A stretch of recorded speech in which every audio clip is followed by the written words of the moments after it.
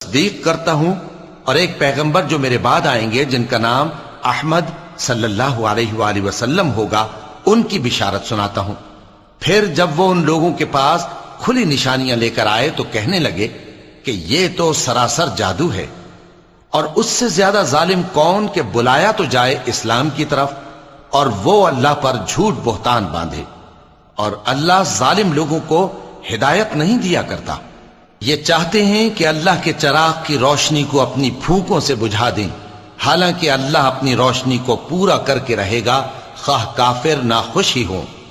وہی تو ہے جس نے اپنے پیغمبر کو ہدایت اور دین حق دے کر بھیجا تاکہ اسے سب دینوں پر غالب کرے، خواہ مشرکوں کو برا ہی لگے۔